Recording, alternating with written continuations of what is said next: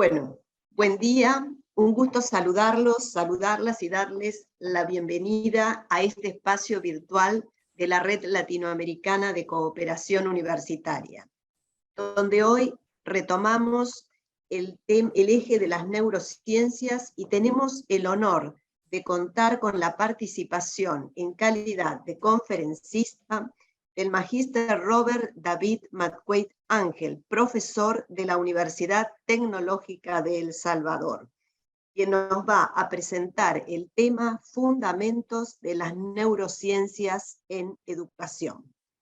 Bienvenido, profesor, y muchas gracias por hacerse un tiempo en su agenda para acompañarnos en este encuentro. Gracias a También, usted. Gracias a por favor, ustedes, Estela. Muchas gracias. es un gusto. Bueno, para mí es También, es un gusto estar con ustedes. Bueno, me siento ya de casa, ¿verdad? Con absolutamente, un gran amigo de la red. así es. También, Muchas gracias. Y con gracias gusto. por el honor de permitirme estar acá, pues bueno, esta mañana para acá en la hora del Salvador, pues en la cual son las 9 a.m. En Exacto. otras pues, regiones geográficas son otras horas, pues para mí Así es. es un honor estar con ustedes acá siempre y darle las gracias de permitirme pues estar acá compartiendo pues acerca de las neurociencias y en la educación. Así de que muchas gracias a todos los de la Red Latinoamericana de Cooperación Universitaria, en especial a la maestra Estela de Villa, pues que hace esto posible. Muchas gracias, maestra. No, gracias a usted. También me acompaña en esta sala la profesora Agustina Pavón, del Departamento de Innovación Educativa de la Universidad de Belgrano, quien va a oficiar de moderadora. A la audiencia le informo que el magíster McQuaid va a hacer su presentación y luego tendremos un espacio para intercambio con la audiencia. Pero los invitamos a postear o formular sus preguntas a través del chat para una mejor administración del tiempo. Ahora sí, le paso la palabra a Agustina para que nos socialice el currículum vitae de nuestro conferencista invitado. Adelante, Agustina. Muchas gracias, Estela. Bueno, me encantaría poder compartir con ustedes el currículum del profesor, que realmente es muy interesante. Él es licenciado en Psicología, máster en Docencia e Investigación Educativa de la Universidad Tecnológica de El Salvador. Tiene una maestría en Neurociencias con especialidad en Neuropsicología Clínica de la Universidad Miguel de Cervantes, en Valladolid, España. También ha realizado prácticas clínicas neuropsicológicas en el Hospital de Castilla y La Mancha, en Santiago de Compostela, en España. Es egresado y tesista del doctorado en Neurociencias y Salud Mental. Ha participado en diversos seminarios, programas de posgrado y especializaciones en temas relacionados con la educación universitaria, pedagogía y educación virtual.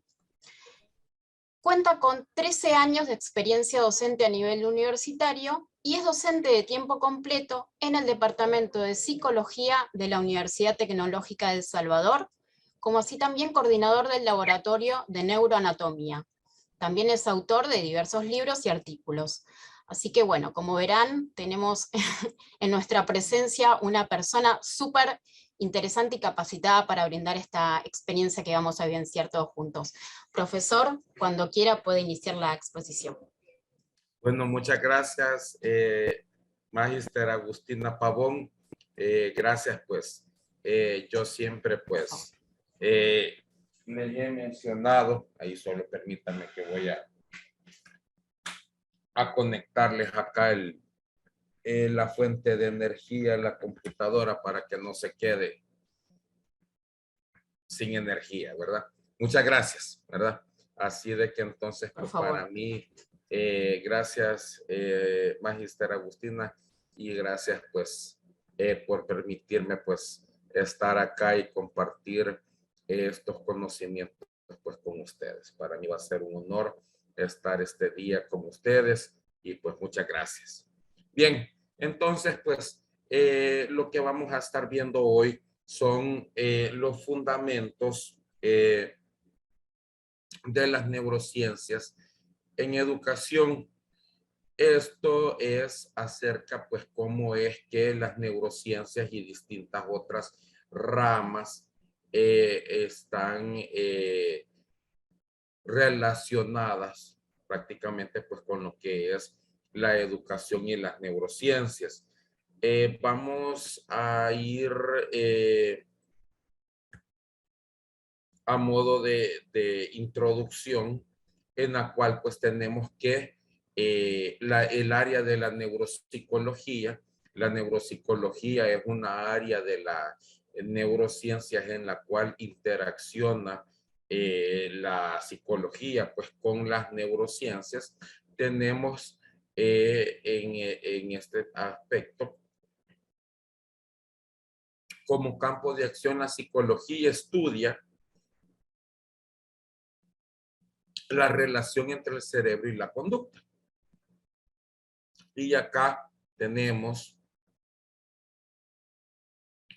toda actividad psíquica humana es un sistema funcional complejo que se efectúa a través de la combinación de estructuras cerebrales que trabajan concertadamente y que cada una de las cuales aporta su propia contribución al sistema funcional como un todo.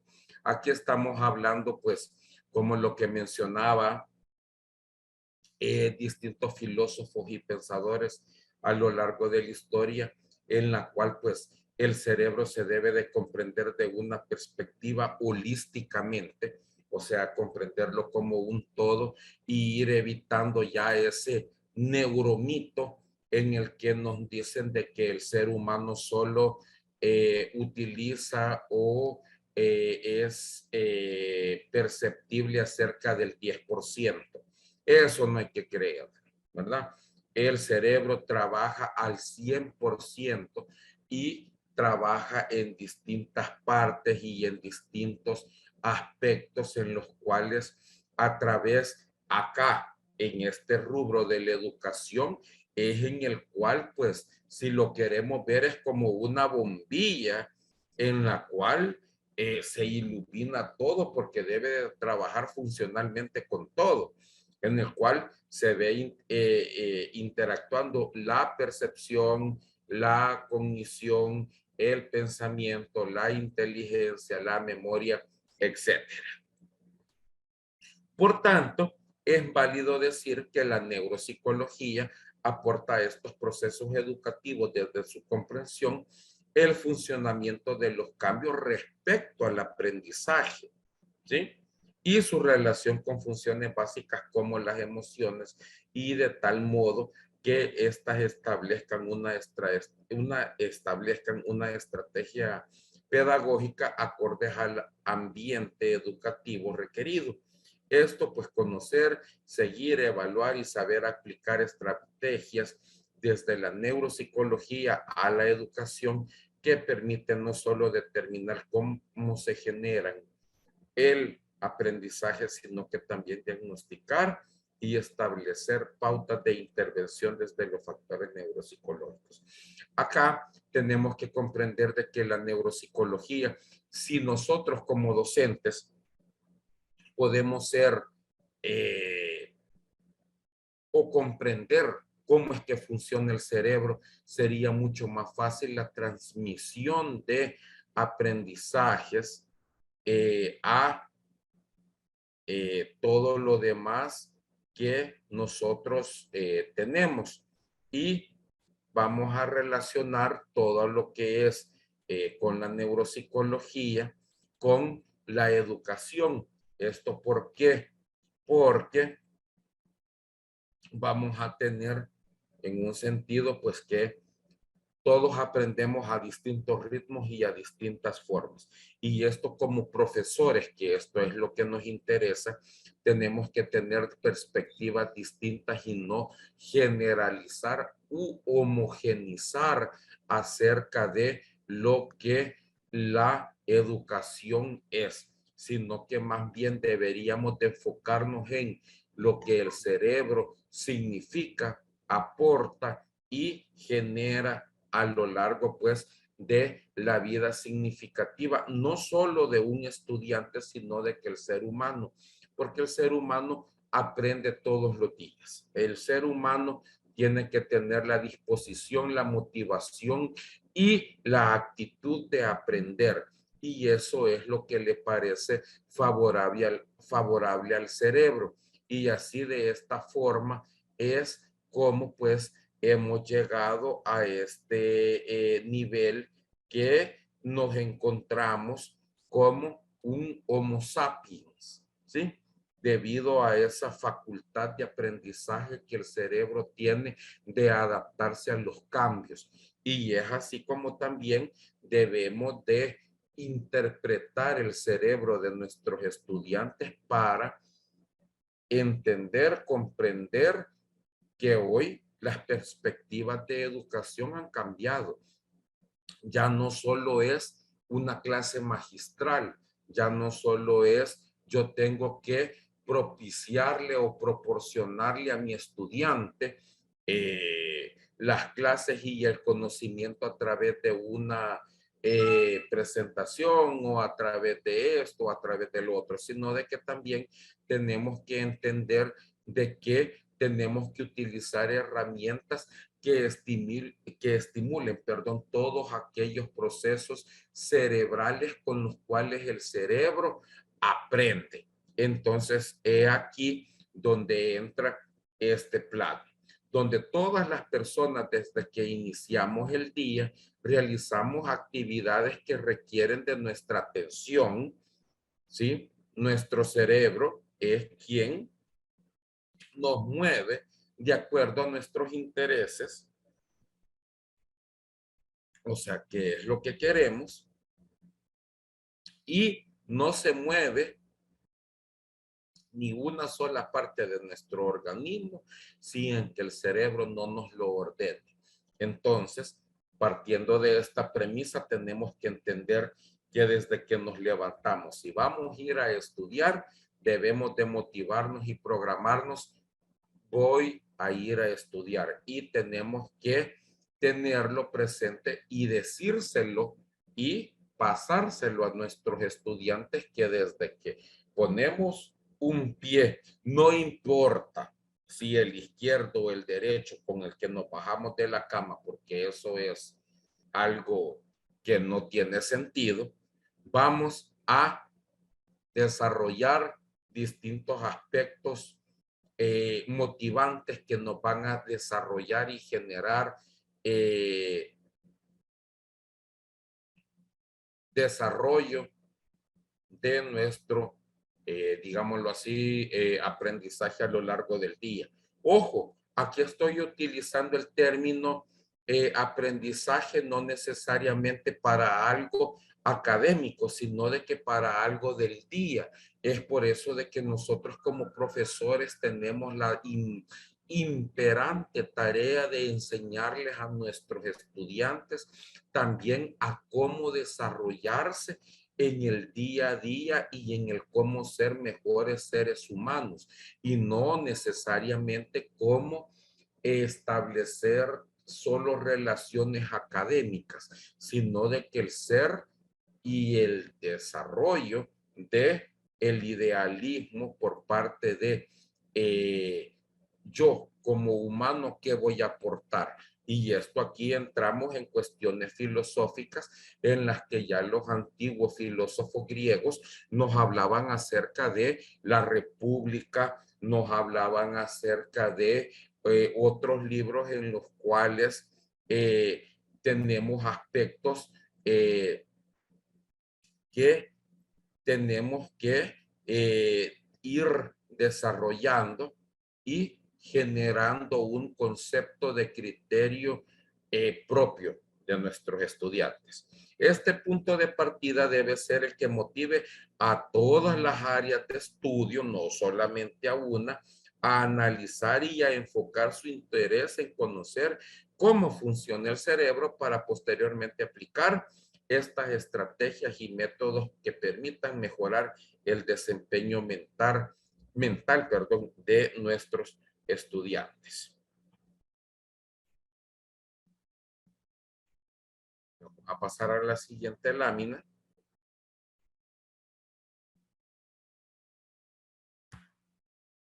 Acá tenemos de que en este siglo XXI, época marcada, ¿verdad?, por grandes contrastes en donde el florecimiento de la ciencia y la tecnología, sobre todo, coexiste en el incremento de generaciones que requiere cada vez de planteamientos pedagógicos que se sitúen en el punto de la encrucijada de mundialización de estos conocimientos y la particularidad de procesos de aprendizaje.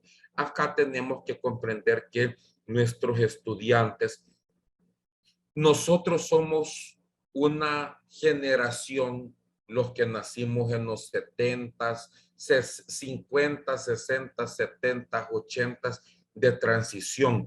Tuvimos que aprender informática y tuvimos que aprender acerca de Internet. Mas, sin embargo, ahora sabemos de que esos son conocimientos tácitos.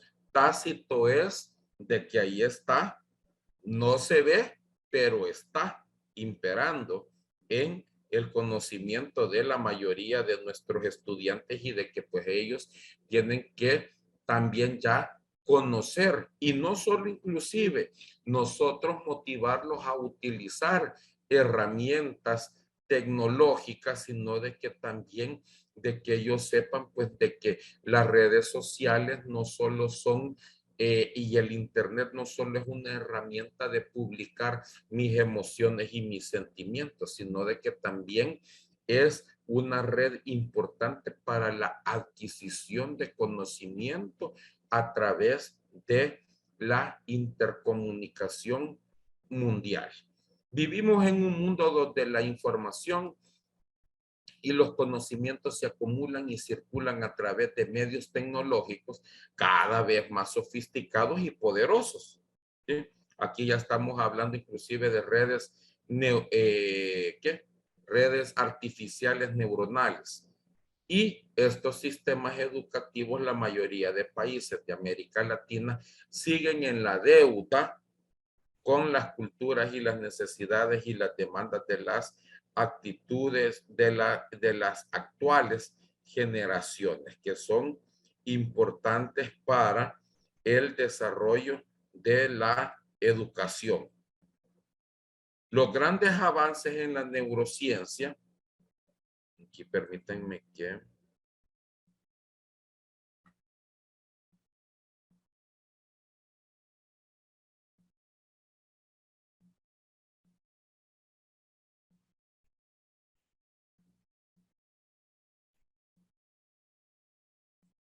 ayudan a desvelar los mecanismos cerebrales que hacen posible el aprender y desaprender, lo que muchas cosas de nosotros tuvimos que hacer, desaprender para aprender nuevas cosas y nuevas tecnologías y nuevas formas de hacer las cosas, como por ejemplo, hacer una presentación en algo en lo que esté en la nube. Mire, ¿y eso dónde está presencial? No, eso no existe.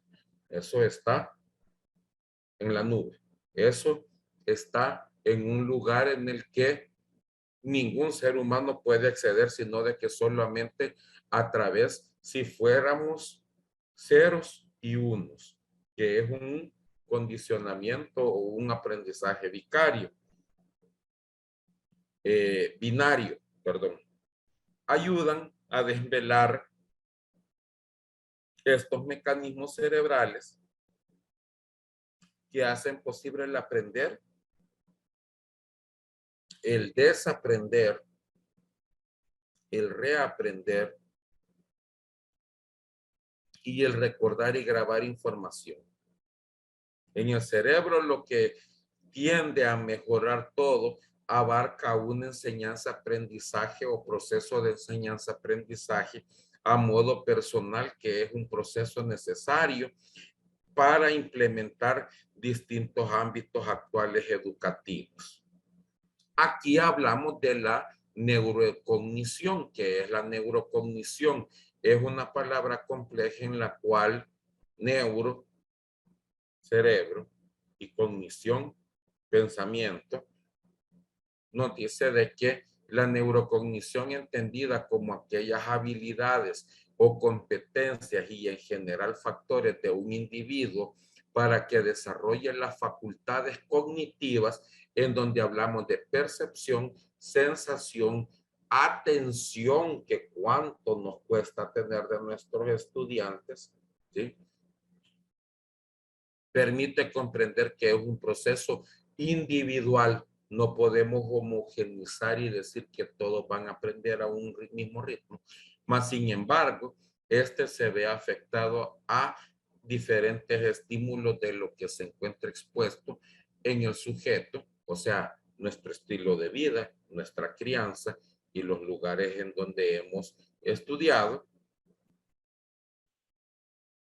Y en el caso de la educación y las pedagogías por las cuales se guía un proceso de enseñanza-aprendizaje, o sea, el tipo de estudio que hemos tenido. En estas variables, desde la memoria, la atención, la motivación, el lenguaje, a procesos como el metaaprendizaje, o sea, cómo aprendí y cómo desaprendí algo, se pueden ver afectadas por diversos factores como el espacio visual, el brillo de la pantalla, ¿sí? Porque hoy todo tenemos que tipificarlo en este tipo, cambiar el hábito de mirar hacia abajo y mirar directo, el uso de los medios mecánicos como el subrayado o la nota que requiere ahora de nuevos dominios informáticos, de dominio de aplicaciones, instalación, actualización, etc. Vamos a tener que las neurociencias cognitivas se utilizan para desarrollar estrategias para implementar en el área de educación. Eso sería el ideal, de que la área de la educación utilice las estrategias de la neurociencia para poder diseñar nuevos planes de estudio y decirle y comprender a los estudiantes de esta forma van a aprender. Y sobre todo, esta es la gran incógnita con la que se han encontrado muchos luego de la pospandemia. ¿Cómo le voy a enseñar a mis estudiantes a través de la informática que tienen que aprender esto? Ahí está la metacognición, que es ir más allá del aprendizaje, pero eso es y forma parte de la formación del profesor como implementar esas estrategias para que el estudiante desarrolle esas habilidades que no está adquiriendo in situ en el lugar, en el salón de clases, sino de que a través de una pantalla, como nos encontramos en estos momentos. El monitoreo y la comparación de distintas modalidades de enseñanza y aprendizaje. Acá tenemos que comprender, los estudiantes muchas veces están acostumbrados a que solamente el profesor hable, que solamente el profesor diga, que solamente sí. ¿Por qué? Porque venimos con esa metacognición de que como así era en el aula de clases, así tiene que ser obligadamente en la clase virtual. Y para nada. Acá no hay, bueno, acá hay miles de recursos que se pueden utilizar. Videos, wikis, elaborar distintos documentos en los cuales ellos realicen un análisis introspectivo, un análisis social de las cuestiones, o sea, hablando de cuestiones psicosociales en mi área de especialización, en las cuales pues deben de manejar y conocer.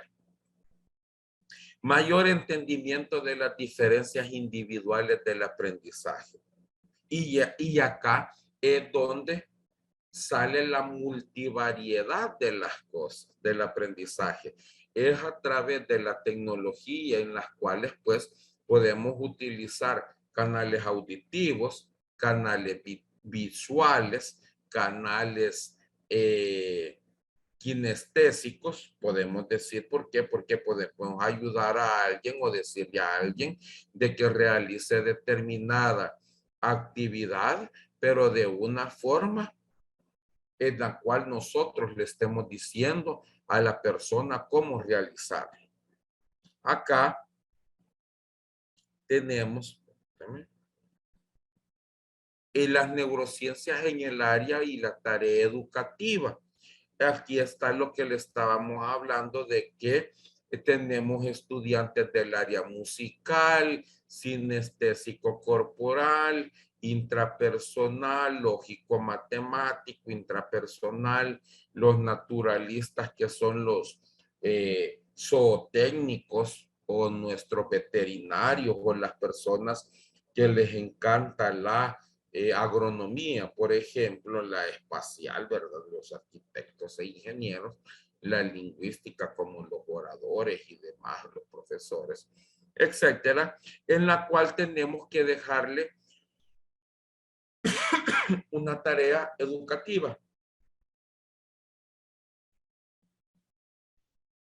Y es que esta tarea requiere de las neurociencias, ya que nos permite relacionar el cerebro y la mente con las funciones que se registran a nivel de la estructuración de la metodología cerebral, cómo yo aprendo y cómo le estoy enseñando a mi estudiante.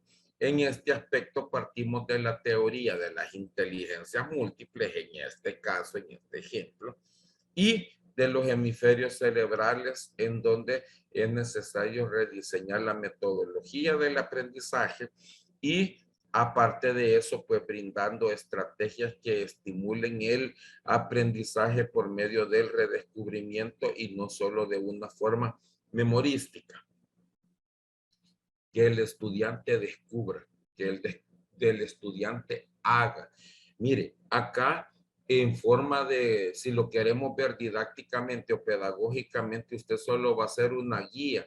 El estudiante que sea el que se autodescubra y descubra su conocimiento a través de esto. El alumnado o el alumno debe de ser participante activo, ¿sí? Donde su aprendizaje sea el resultado de su trabajo de interés. Y esto es que participe en las clases virtuales. No, esto tiene que ser de que el estudiante comente en chats. No, debe de ser una participación activa en su proceso autodidacta de conocimiento que debe de manejar a través de este proceso. Acá hablamos de que la neurociencia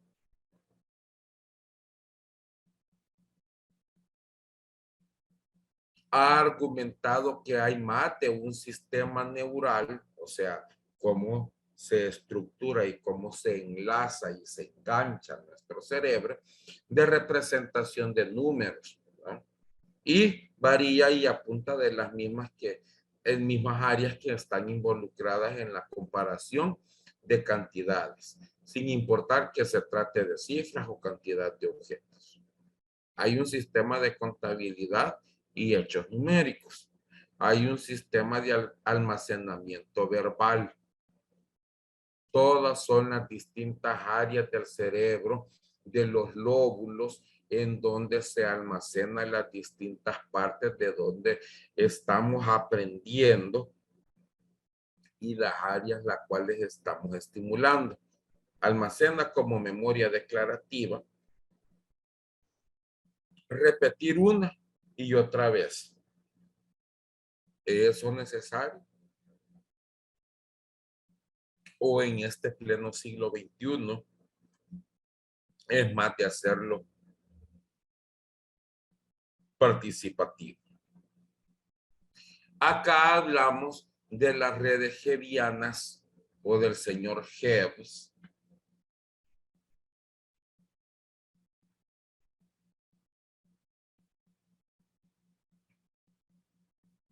en las cuales nos dice que las redes hebbianas constituyen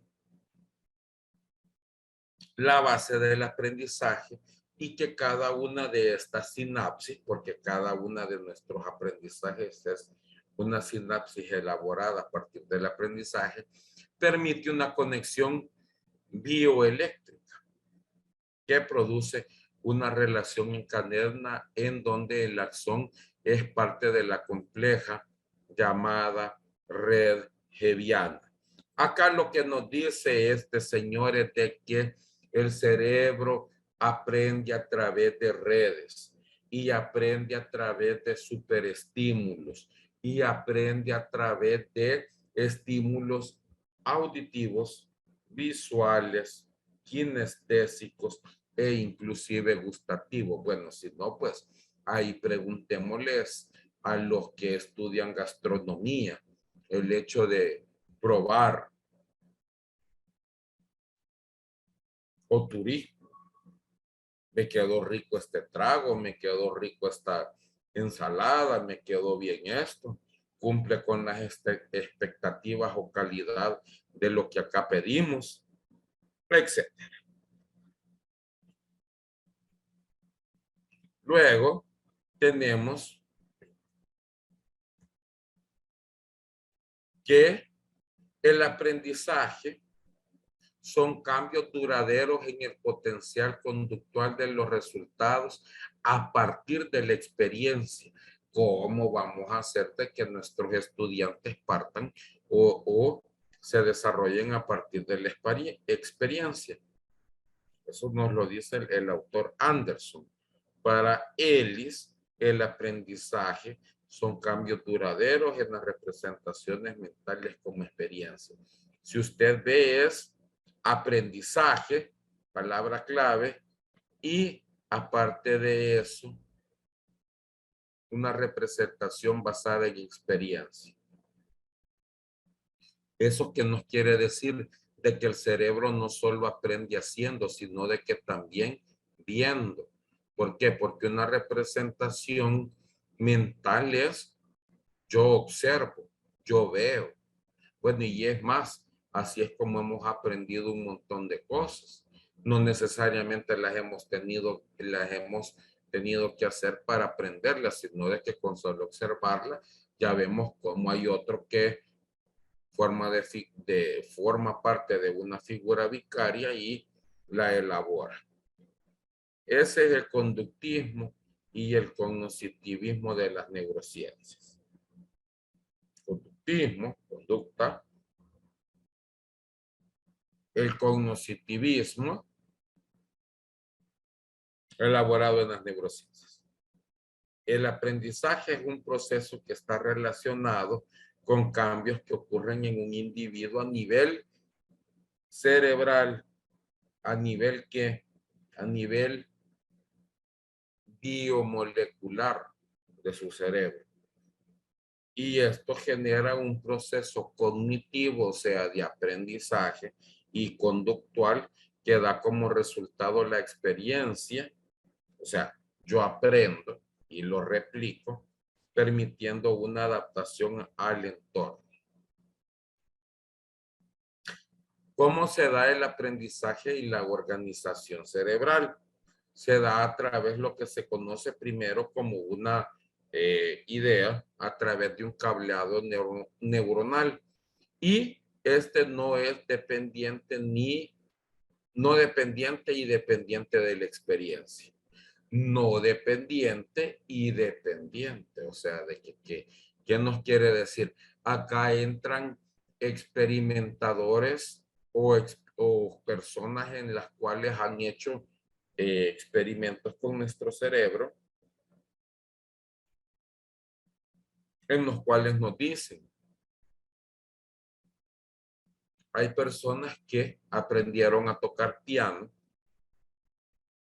y se les iluminaba determinadas partes de su cerebro. Hay personas que no tocaron el piano sino de que solo se imaginaron que lo estaban tocando, e igual esas partes del cerebro se iluminaron a forma de aprendizaje. O sea, de que estamos hablando del poder de la palabra, que con solo el aprendizaje que nosotros estemos utilizando con nuestros estudiantes significa mucho. Y utilizar la creatividad, que se imaginen el estudio de casos, la elaboración de casos, etc. Determinadas conductas son parte de una dotación genética, mientras que otras son comportamientos adquiridos por medio del aprendizaje. Esta persona o este estudiante ha sido o ha estado en ambientes enriquecidos. Acá es donde vamos a ver los resultados. Esta persona es privilegiada por el mero hecho de que sus antepasados han tenido determinada genética. Claro que sí, son heredados a través de lo que explicaba allá el señor Gregor Mendel o Gregorio Mendel a través de las leyes de Mendel, que son 3. No las vamos a explicar acá. En las cuales pues la genética forma parte importante de la conducta y determinante de la conducta en psicología.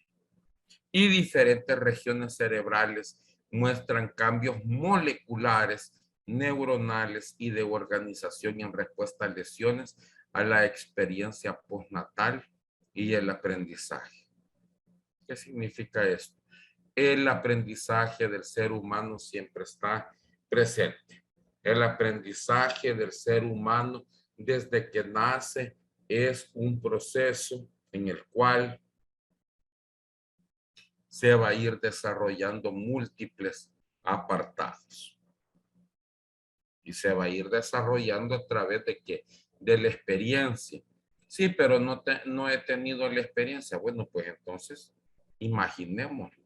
Para el cerebro, no entiende la realidad de la imaginación. Y es por eso que son tan enriquecedoras los estudios de caso.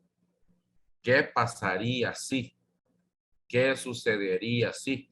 Y son excelentes técnicas que usted debe de utilizar en sus clases. El cerebro tiene sistemas neuronales de aprendizaje.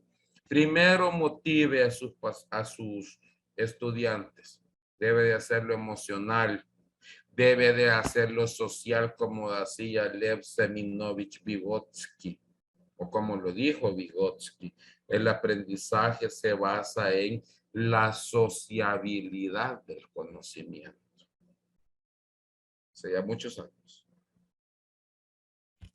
Lo sensoperceptivo, si es que se da, mire, pero y de forma virtual, se puede.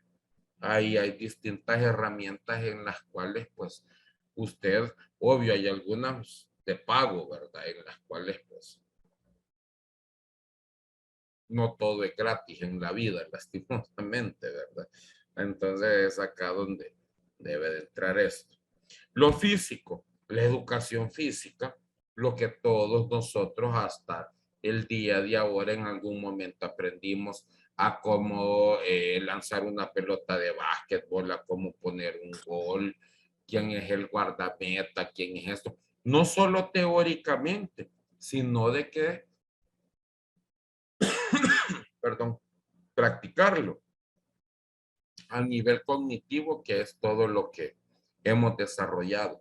Y fíjese de que es aquí donde se comete el error, porque muchas veces nosotros como profesores nos enfocamos en solo ese pequeño fragmento que le aparece cognitivo de ahí y deja lo moral, lo espiritual, lo reflexivo, lo emocional, lo social, lo sensoperceptivo, lo físico.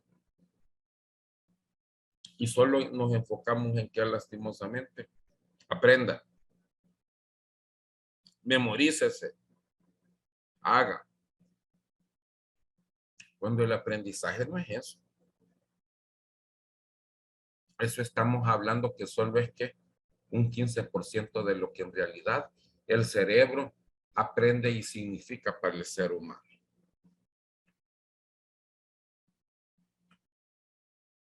Acá está el ciclo de la neurocognición, que es la adquisición del conocimiento, que primero nos da la curiosidad o automotivación o preparación. A mí me llama esto, así como muchos están acá. Quiero saber de qué se trata la neurocognición, la neuroeducación en la educación. Esperaría que usted lo ponga en práctica y en asociación y adquisición de lo que su estudiante necesita. En la elaboración del refinanciamiento o dominio, que lo maneje así, pequeña y ampliamente, en lo fino, así como con pinzas, este tema. Obviamente aquí entra la memoria y la funcionabilidad y el placer. ¿Sabe por qué? Porque el mismo apartado de que se encarga de darnos el placer y darnos la emoción y darnos la memoria es la misma parte. Es por eso de que cuando nos dicen, va a haber una clase magistral, se espera que nos motive, que nos sintamos motivados, que nos sintamos de que están influyendo en nosotros. ¿Por qué? Porque es el mismo aparataje que es el sistema límbico, el que se encarga de la memoria, del placer, ¿sí? Y del aprendizaje. Entonces tenemos como siempre que enseñarle a nuestros estudiantes a que le gusta lo que haga. Un estudiante que aprenda algo que le va a ayudar y le va a servir de por vida, esa persona nunca va a tener que trabajar en su vida, sino de que simplemente se va a deleitar haciendo aquello que el cerebro, perdón, le gusta. Entonces, he aquí un secreto en el cual muchos desconocen y es bastante práctico. Y debemos de establecer una ruta de aprendizaje en el cual pues, tenemos que preparar a los estudiantes, darles el material, ambientalizarlos a ellos, darles una adquisición, que elaboren algo a partir de la preparación y la adquisición, para que elaboren su memoria y tengan una integración funcional de lo que están haciendo. ¿Qué es eso? La práctica. Recordemos que a nivel pedagógico, o sea, en niños, estamos enseñándole y preparando al ser humano para futuras adquisiciones de conocimiento o como lo que se conoce como el andamiaje del conocimiento. En cambio, ya en cuestiones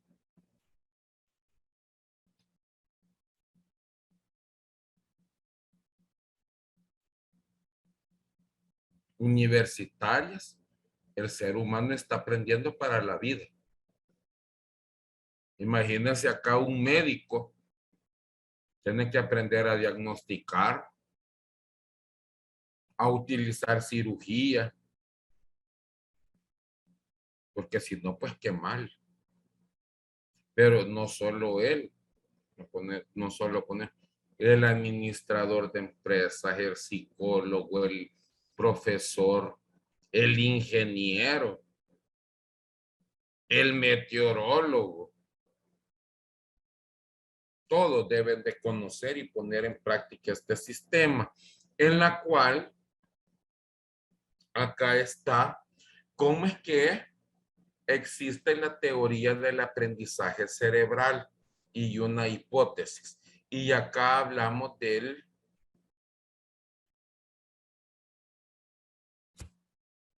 autor Hart, que sostenía que la educación nunca había tenido una teoría adecuada del aprendizaje. Y esta tal teoría debe de referirse al cerebro, ¿sí? Y solo en los últimos años se había llegado a una comprensión holística, con lo que inicié, necesaria del cerebro para establecer una teoría basada en esos conceptos teóricos que les he estado hablando. Para Hart, planteó que la teoría del aprendizaje es compatible con el cerebro. O sea, todo lo que nosotros aprendemos debe de ser compatible, asimilable y debe de procesarlo el cerebro. Ya de ahí, si no es así, pues lo perdemos. Es por eso, pues, de que a estas alturas muchos se nos han olvidado un montón de cosas que nosotros adquirimos en educación básica. Y si pues no las hemos puesto en práctica, ya se nos olvidó. Las olvidamos. El aprendizaje es compatible con el cerebro y es aquel que se representa por un ambiente sin amenazas o coacciones, permitiendo así el uso desinhibido de la neocorteza. No hay que obligar al estudiante, no hay que hacer terrorista la función educativa, que si no hacen esto no les doy lo otro. Vámonos olvidando y descartando de la función que mercantilista, y aparte de la función mercantilista, debemos de hacer nuestras actividades desde una función de que sea el propio estudiante el que diga yo quiero aprender, esté motivado. Pero también aquí influye mucho el profesor por los otros aspectos de que les he hablado. Entonces, motivemos a nuestros estudiantes de lo que van a aprender es para la vida, para su aprendizaje y sobre todo para desarrollar habilidades profesionales que ya luego les van a servir.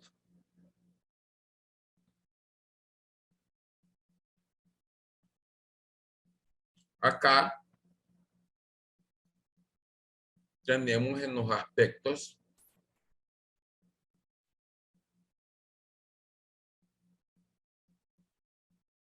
la teoría del aprendizaje compatible con el cerebro.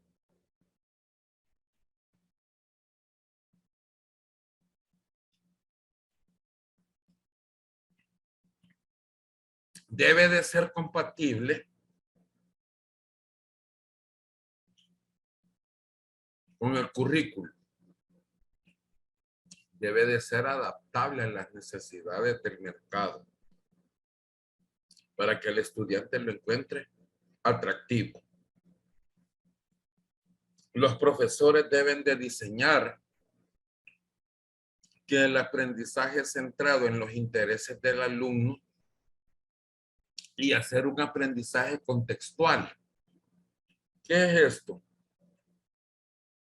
¿De qué me va a servir lo que voy a aprender? ¿Esto para qué me sirve? ¿En qué ámbito voy a aplicar esto? Si usted, como profesor, le explica primero para qué le va a servir lo que usted le va a enseñar, ya ahí está teniendo un hook o un enganche para su estudiante. Y está haciendo que su cerebro diga, ah, bueno, si es que esto ya me lo explicaron, ¿para qué me va a servir? Entonces, todas las horas que yo estudie, o todas las horas que yo me conecte, o todas las horas que yo esté aquí, me van a servir para algo. En la enseñanza, los educadores deben de permitir a los alumnos que aprendan en grupo y usen un aprendizaje periférico de lo que está en el ambiente. Recuérdese, lo que un libro dice, eso es una ¿qué? Fotografía de lo que pasó en ese momento en el país que editaron ese libro con esos autores. Por ejemplo, yo cuando aprendí psicología y estaba en el área de neurociencias, a mí me dijeron, mire, las neuronas no son capaces de regenerarse. Y mire ahora, ahí está el término neurogénesis, ¿sí? Y neuroregeneramiento. Ahora es mucho más atractivo eso. Y el hecho de que también hasta a mí me interesa saber de que mi cerebro está generando nuevas neuronas para aprender algo más. Y sé de que si mantengo mi cerebro activo, o sea, de que esto quita el neuromito. Mire, a un perro viejo no se le puede enseñar trucos nuevos. Es mentira. Ya eso es un término andragógico que es con lo que nosotros nos vemos envueltos como profesores universitarios. Para que esto que lo utilice afuera del salón de clase y lo vaya a repercutir en sus prácticas o en el trabajo en el que él esté haciendo. Y por último, en la evaluación, debido a que los alumnos están aprendiendo y su evaluación debería permitirles conocer su estilo de aprendizaje y sus preferencias de manera de que los alumnos supervisen y mejoren su proceso de aprendizaje. Aquí quitémonos lo del sistema bancario. Tuviste tal nota, tuviste 10, tuviste 9, tuviste una A+, tuviste un B-. No, a la larga eso sabemos de que si lo vemos desde la perspectiva de las neurociencias y de la neurocognición y de las neurociencias cognitivas, eso solo es un número y eso solo es una calificación en la cual no estamos tipificando nada significativo en un estudiante, que más sin embargo estamos bloqueando algo sí importante en su proceso psicológico y neuropsicológico, que es la motivación, ¿sí? Ahí debemos de actuar. Las neurociencias modernas invitan a los educadores a repensar el proceso de aprendizaje y es por eso de la temática que estamos hablando, en la que el señor Eric Kandel, que fue un premio Nobel del año 2000 y que él tiene libros fabulosos acerca de las neurociencias, nos dice de que con su capacidad de enlazar la biología molecular y los estudios cognitivos, ha hecho posible que se empiece a explorar la biología del potencial humano, que podamos entender de qué nos hace lo que somos.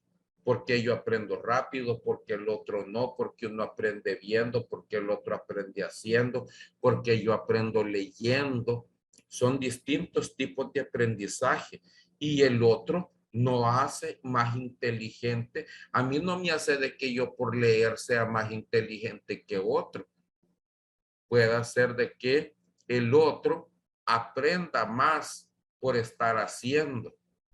Vamos a utilizar homogenizar lo mismo. No, no es significativo, no es utilizable, no es recomendable según la evidencia científica. Es posible que el estudio de la memoria también afecte esta pedagogía, sugiriendo métodos de enseñanza basados en el modo en que el cerebro aprende los conocimientos o los adquiere. Es muy importante saber y adecuar ese proceso.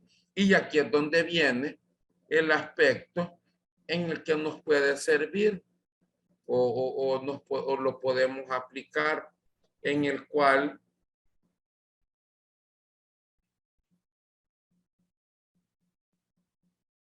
la educación virtual, al desarrollarse mediante las TICs, implica el desarrollo de la neurocognición y que ésta se adapte a sus ambientes y necesidades de la tecnología y que ésta disponga de un potencial que modifique nuestra atención, sobre todo. ¿Por qué?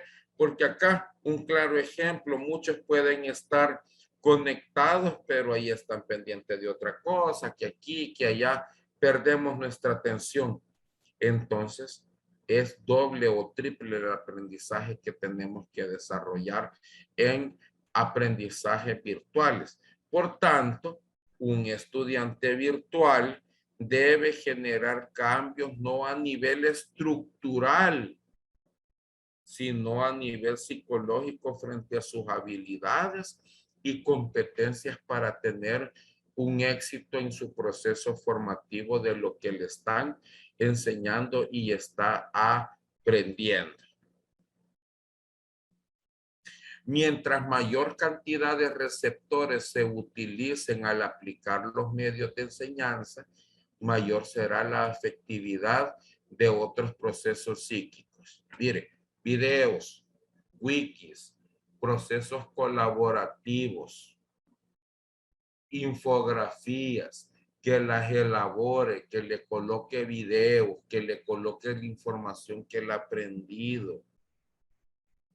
Todo este tipo de foros, interacción, que le comente lo que dijo el otro compañero en un foro.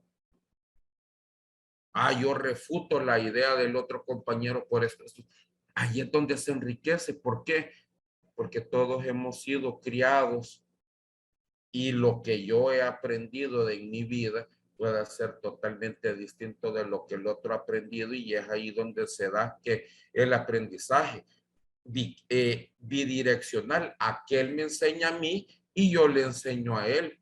¿Y cuál es el mejor? Los dos. ¿Por qué? Porque lo que aquel ha interpretado, el mismo texto que yo como profesor les he colocado, han sido interpretados basados en experiencias de aprendizaje distintas y formas de interpretarlo a nivel neurocognitivo. Entonces, es ahí donde sale la riqueza de estos procesos de aprendizaje. Por tanto, en la educación virtual, estos receptores se traducen en manifestaciones en tecnologías como videos, chat, blogs, ¿verdad? Correos, en las cuales el estudiante virtual debe de tener el desarrollo neurocognitivo y manejo adecuado. Mire, esto en el aula es mucho más fácil de manejar. Es por eso de que yo se lo coloco a nivel virtual, que es donde en lo que nos estamos desarrollando y es el apogeo, y sobre todo es el futuro. Todo está ya en la nube, ¿verdad? La tecnología, ya estamos hablando de algo 4.0, en la cual uno puede decir, bueno, ¿y qué es 4.0? Bueno, es en el nivel en el que nos encontramos de eso. Y muchos pueden decir, bueno, mi cerebro se encuentra en el menos 0.0 o en el menos 0.1.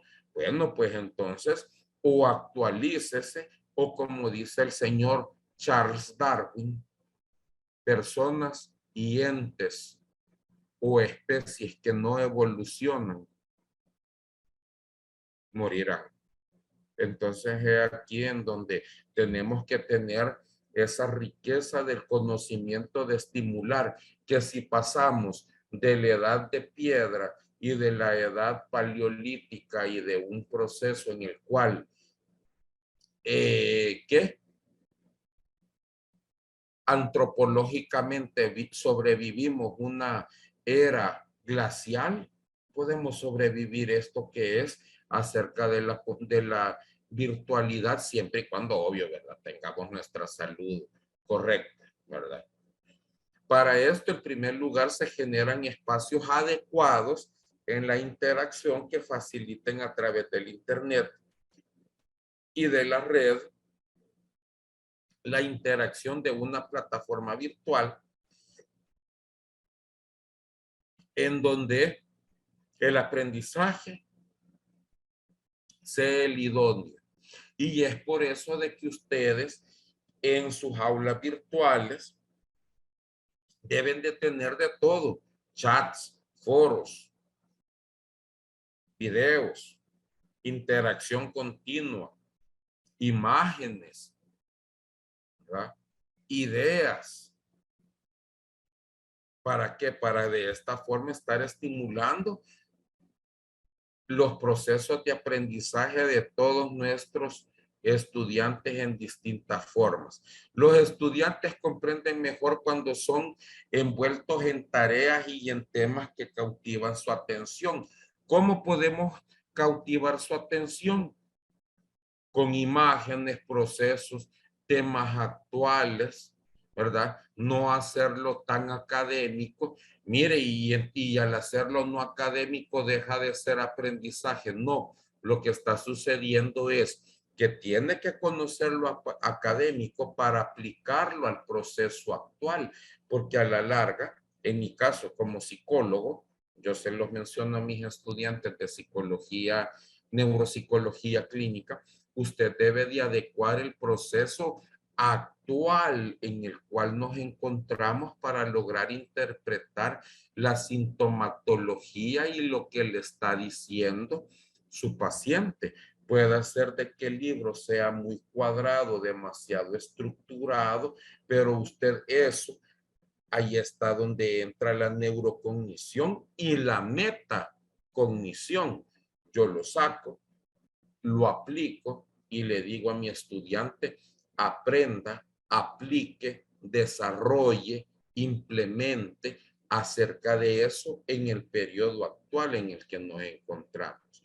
Y para eso es donde tenemos que hacerlo a nivel cognitivo. Es por eso de que usted ahí tiene que colgar, colocar videos, material para que visual, auditivo, esto, lo otro, o hacer un sinnúmero de actividades en la cual llame la atención de su estudiante.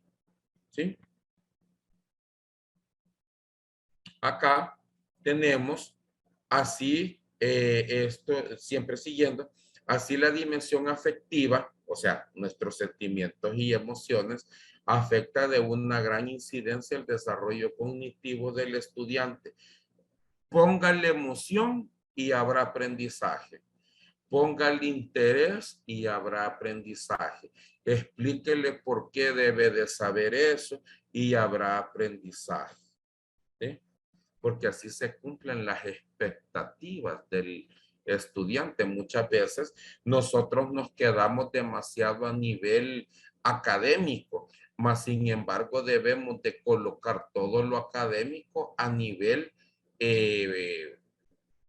propio, a nivel actual y a nivel de desarrollo de nuestras distintas culturas, ya que acá nos encontramos en una multiculturalidad y a nivel pues propio de lo que estamos viviendo. Por tanto, los diferentes espacios y tareas que se desarrollan en ambientes virtuales de aprendizaje deben de procurar, no solo deben de procurar información, o sea, no solo lo académico, ¿sí?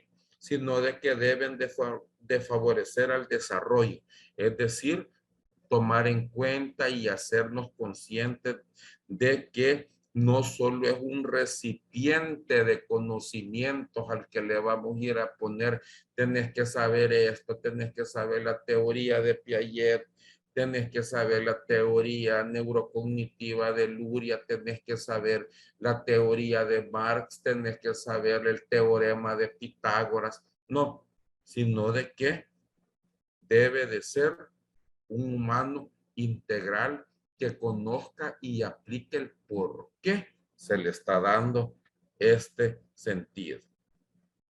Y de esta integración, estas variables permiten que como resultado den un proceso de enseñanza-aprendizaje y que se dé un metaproceso, un metaaprendizaje en el cual el estudiante va a aprender aquellos procesos donde se le posibilita incidir, dirigir, ¿sí? Mejorar la calidad del aprendizaje.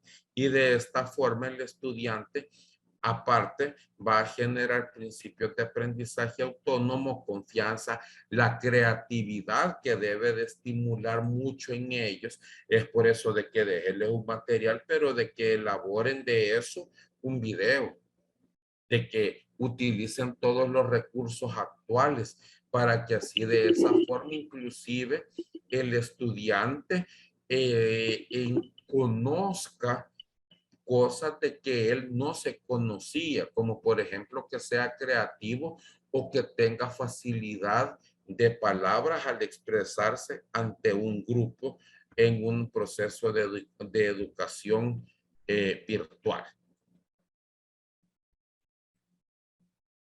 ¿Hacia dónde vamos? Ya para terminar, hacia la resignificación del aprendizaje como profesores, a la innovación de nuevos sistemas educativos a través de la web, ya no 3.0, sino que 4.0, a la calidad de educación y del educador. Nosotros debemos de conocer, saber y manejar de herramientas virtuales y aparte de eso, conocer cómo el cerebro aprende en el ser humano y principalmente pues hacerlos no solo un ser humano, un robot, sino de que sea capaz de generar conocimientos y generar otro tipo de procesos, sino de que sea capaz también de elaborar su humanidad y procesos, en fin.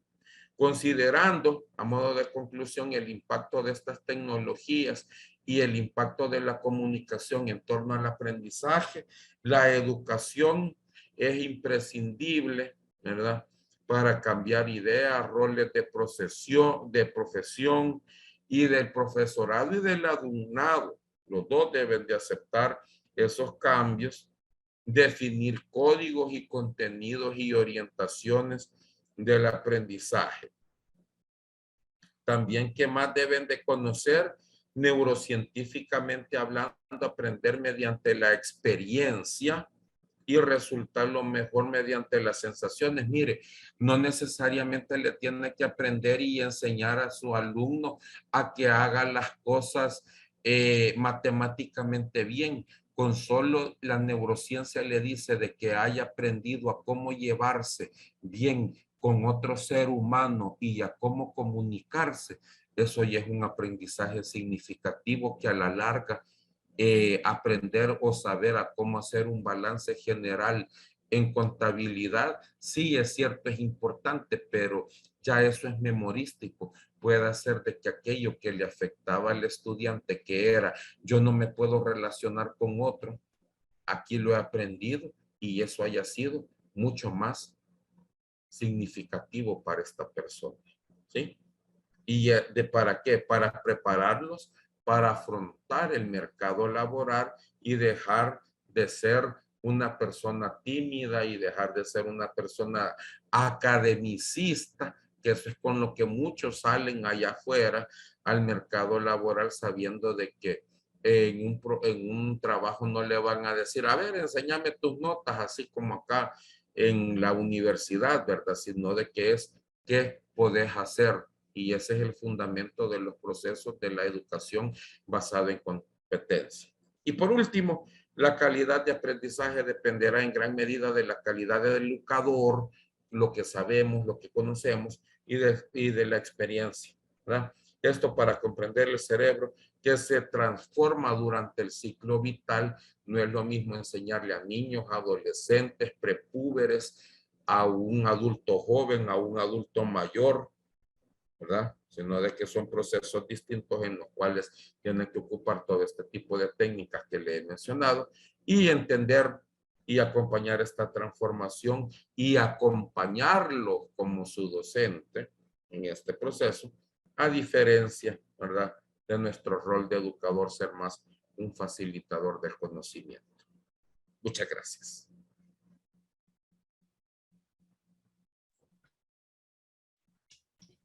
Muchas gracias, profesor. Muy interesante. Y qué desafío, ¿no?, que tiene la educación, justamente con todo lo que usted fue comentando, de incluir la diversidad, la inclusión, esto en el aula, ¿no? Y tomando un poco también la experiencia de los educadores universitarios, y tomando justo lo que usted dijo al final, el concepto de andragogía, que es tan importante, para sumarlo en un aprendizaje o en una asimilación significativa real para el que aprende, ¿no? Y no solamente de contenidos que tal vez no puedan aplicar a su vida laboral. Así que es muy, muy interesante todo lo que fue comentando. Si le parece, le voy mencionando algunas de las consultas que aparecen en el chat. Saray Díaz nos comunica: buenos días, les saludo desde El Salvador, está muy interesante la información que se nos está brindando, por lo tanto me surgieron las siguientes interrogantes. ¿Cuáles son los métodos más efectivos de asimilación de conocimientos en niños que estudian en la modalidad virtual? Y por otro lado, ¿cuál sería su recomendación para los estudiantes universitarios para que no se enfoquen en obtener buenas calificaciones por competencia y se enfoquen por aprender? Bueno, quizás basado en mi experiencia y por cuestiones éticas empezaría por el segundo punto, ya de que mi experiencia no es tanto en niños, pero de que el cerebro es tan plástico, ya luego retomaré y explicaré eso. En estudiantes universitarios, lo que se le debe de enseñar y decir e instruir es, mire, esto lo debe de saber para el conocimiento y adquisición de lo que usted va a saber hacer y decir. Y aquí uno muchas veces le pone el ejemplo, mire, usted iría a un profesional de la calidad que usted es. Con solo eso, usted está utilizando toda la corteza frontal de la persona y lo está haciendo racionalizar en el sentido de que está diciendo, bueno, no, yo no iría a alguien de que soy igual que yo. ¿Eso qué significa? Ah, debo de prepararme, estudiar, aprender más cosas. ¿Por qué?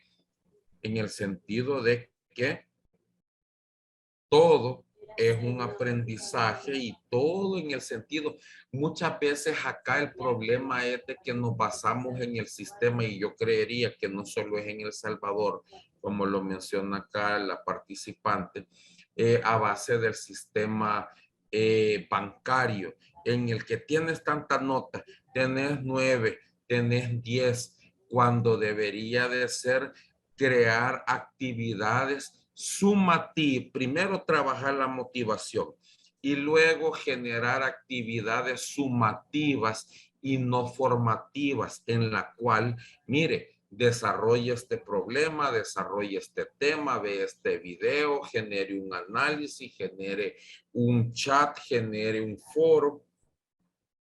¿Por qué? Porque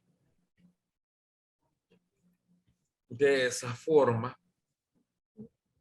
¿qué le estamos haciendo? No es tanto, o no nos estamos basando en yo tuve tal nota o yo tengo tal nota. Y muchas veces es más, aquí eso creo yo que va amarrado con lo de los niños. Desde pequeño le enseñamos de que, si obtuviste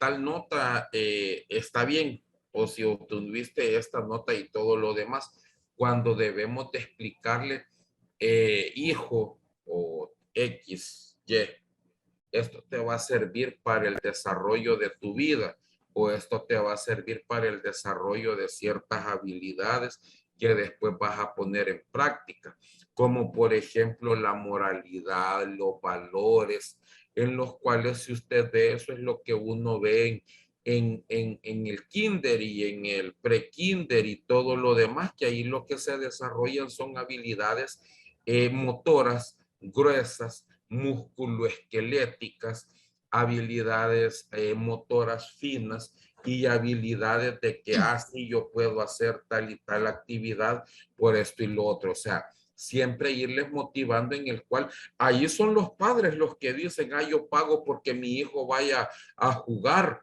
cuando no es que va a jugar, va a aprender y a desarrollar habilidades neuromotoras y neurocognitivas que al final le van a neurofacilitar el aprendizaje de otras actividades posteriormente en el futuro. Bueno, continuamos. Acá hay un comentario del magíster Juan Gutiérrez que dice: educere y educare, todo aprendizaje genera un cambio, luego de leer un libro no se vuelve a ser el mismo. Para educar a un niño sujeto se requiere de una buena tribu, un poco lo que dijo usted, proverbio africano. Para educar a un buen niño, un buen sujeto se requiere de la mejor tribu. Después le agradecen también, lo felicitan, lo saludan. Acá tenemos otra pregunta para el profesor. Dada la pertinencia al tema de hoy, ¿cómo usted define la mente? La mente, muy bien. Aquí entramos en un proceso filosófico en Claro. el cual quien inició esto fue René Descartes, en el cual hablaba del monismo y del dualismo. La mente no es otra cosa más que una interacción de información del flujo de la sensopercepción que yo tengo de mi ambiente y eso me genera un aprendizaje, ¿sí? Aquí estamos hablando o podemos citar a autores como A.R. Luria o como Alexander Rabinovich Luria, en los cuales él hablaba acerca del primer bloque funcional y del sistema reticular ascendente y descendente. ¿Cómo le traduzco todo este trabalengua, si lo queremos ver así? Es yo aprendo basado en los estímulos que yo tengo. Es por eso de que a los niños la mente, él está adquiriendo un gran sinnúmero de conocimiento. Es más, aquí hay algunos de que han adquirido un conocimiento, quieras o no, al ir escuchando la ponencia, al ir manejando, al estar en su casa o tenerlo en altavoz, han dicho, bueno, qué interesante ese dato, o bueno, qué bien eso que menciona, no lo sabía, lo voy a poner en práctica. O sea, el mero hecho de la mente es el hecho de ser consciente, pero no estamos hablando de una conciencia de la que hablaba Sigmund Freud, en la cual consciente es volver inconsciente, hacer consciente lo inconsciente, sino de que hablamos del hecho de darme cuenta y esa capacidad de insight que tenemos del hecho de que, yo siento que esta botella tiene tal textura, tiene tal temperatura, tiene tal líquido. Pero aquí puedo leer y dice de que es veneno, lo puedo tomar, es agua, o inclusive si no estoy tan de acuerdo con lo que eso dice, lo puedo destapar y lo puedo leer para saber si no es ningún cloro, por ejemplo, o lejía, ¿verdad? Que muchas veces uno utiliza este tipo de envases para ocupar cloro o lejía, que luego muchas veces en hospitales ahí llegan niños o personas envenenadas por eso. Eso es la mente, el hecho de darnos cuenta y el hecho de interpretar nuestra realidad, que con el solo mero hecho de estar ahí, ya estamos aprendiendo y estamos generando un aprendizaje significativo de lo que podemos llamar de vida. Exacto. Bueno, otro aporte más que suman, el antiguo modelo de enseñanza ya no es válido en una sociedad del conocimiento, de Lina Hammond, la autora de este dicho. Queremos informar algo importante, que es la grabación de este webinar va a estar disponible disponible próximamente en el canal de YouTube de la Red Latinoamericana de Cooperación Universitaria, así que ténganlo en cuenta, acá está el enlace, pero bueno, lo pueden ubicar directamente ahí. Les siguen agradeciendo, lo siguen felicitando, todos Muchas muy gracias. contentos con la propuesta. Creo no hay ninguna otra pregunta directa, así que entiendo que ya han sido satisfechas todas las consultas, ¿no? ¿Verdad? Muchas gracias, maestra Pavo. No, por favor. Muchas Y gracias a gracias usted, a todos. profesor. Bueno, gracias Agustina, gracias No, de nada. profesor.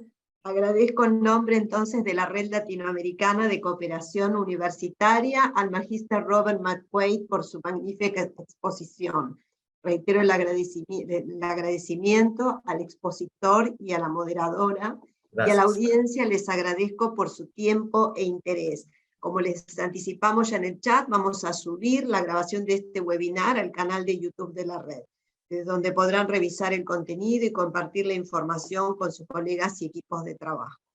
Por último, les anticipo que el próximo webinar de acceso libre está programado para el miércoles 26 de octubre. Esto será a las 13, a la 1, hora de Argentina. Trabajaremos un tema de internacionalización universitaria y nos acompañará como facilitador el consultor Maximiliano Sainz, quien va a presentar el tema internacionalización, un tema transversal que involucra a todos los actores universitarios. Próximamente compartiremos la convocatoria de esta actividad en las redes sociales y por correo electrónico, y esperamos poder recibirlos nuevamente en este espacio el 26 de octubre o en otra futura actividad. Muchas gracias por su participación y feliz tarde. Hasta un próximo encuentro. Gracias, profesor McQuaid. Gracias a todos. Muchas gracias. Gracias y hasta pronto. Saludos a todos. Hasta pronto.